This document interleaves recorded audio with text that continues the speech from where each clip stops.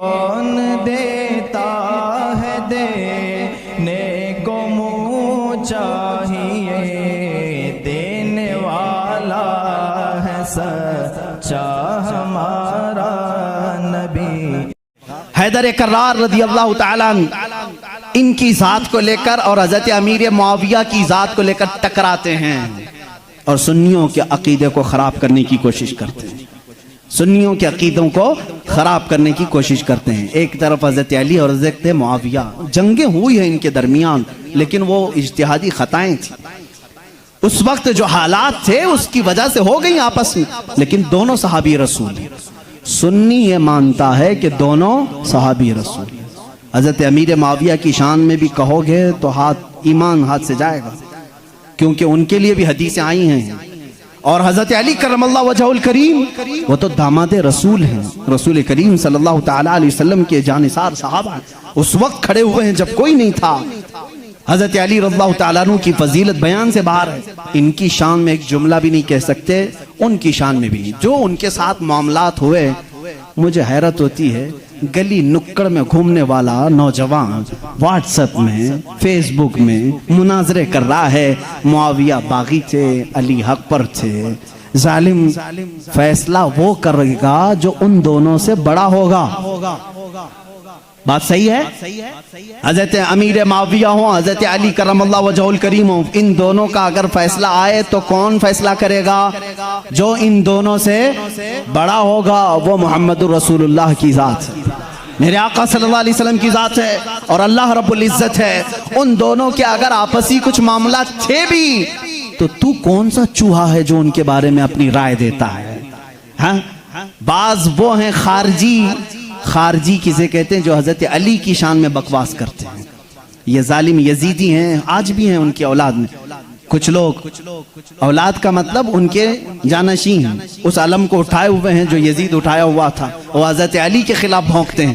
کچھ ہیں جو حضرت امیر معاویہ کی شان میں بھونکتے ہیں، یہ شیعہ ہیں، وہ خارجی ہیں۔ لیکن الحمدللہ اللہ کا بڑا احسان ہے، ان دونوں کی ناپاکیوں سے ہمیں بچا کر مولا نے دونوں کی محبت میں ہمیں عطا کیا۔ اہل سنت و جماعت وہ ہیں جو معاویہ کی شان کو بھی سمجھتے ہیں اور حیدر کرار کی شان کو بھی سمجھتے ہیں۔ ہم ان جھگڑوں میں کیوں پڑیں؟ قیامت کے دن ہماری نمازوں کے بارے میں ہم سے پوچھا جائے گا، جنگ جمل، جنگ صفین کے بارے میں نہیں پوچھا جائے گا۔ بتاؤ کہیں کسی کتاب میں لکھا گیا ہے قیامت کے دن اللہ تم سے اٹھائے گا اور پوچھے گا علی اور معاویہ کے درمیان جنگ جمل کیوں ہوئی تھی، جنگ صفین کیوں ہوئی تھی؟ تم سے پوچھا جائے گا، مجھ سے پوچھا جائے؟ ان کا معاملہ ہے، اللہ ان سے پوچھے گا۔ میاں تو ڈر، تجھے تیری نماز کے بارے میں پوچھا جائے گا، تجھے تیرے عمل کے بارے میں پوچھا جائے گا۔ اپنا سب کچھ بھول کر کے وہ صحابہ کے بارے میں زبان درازی کر رہا ہے۔ اس لیے بچو، یہ رافضیوں کے پھیلائے ہوئے جراثیم سے اپنے معاشرے کو بچاؤ۔ نوجوانوں کو بھی میں تلقین کرتا ہوں، جب ایسی بحثیں آئیں تو وہاں سے اٹھ جانا، اس لیے کہ شیطان تمہیں غارت کرنے جا رہا ہے، تمہیں برباد کرنے جا رہا ہے۔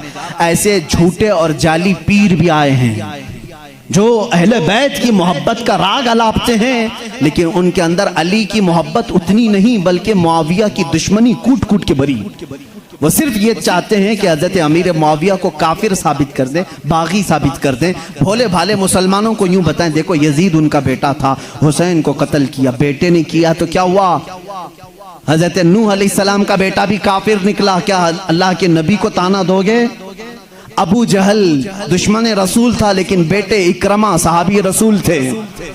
باپ کی غلطی بیٹے کو نہیں، بیٹے کی غلطی باپ کو نہیں دی جائے گی۔ حضرت امیر معاویہ اس وقت انتقال کر چکے تھے جب کربلا کے واقعات ہوئے تھے، نہیں تھے حضرت امیر معاویہ رضی اللہ تعالیٰ۔ تو ان بحثوں میں نہ پڑو۔ مسلمانوں سے مجھے بڑی یہ حیرت ہوتی ہے جن کو حلال و حرام ابھی نہیں معلوم، جن کو نماز میں کتنے فرض ہے وہ نہیں معلوم، ارے وضو کے طریقے نہیں معلوم، غسل کا طریقہ نہیں معلوم، تیمم کا مسئلہ پوچھ لو تو آنکھیں اوپر چلی جائیں۔ یہ مسائل جو بیسک ہیں یہ نہیں جانتے۔ معاویہ کی شان میں بکواس، علی کی شان میں بکواس، اور جنگ جمل کیوں ہوئی تھی، جنگ صفین کیوں ہوئی تھی، یہ بحث چھیڑ کے بیٹھے۔ آج ان تمام بحثوں سے اپنے آپ کو دور کر لو۔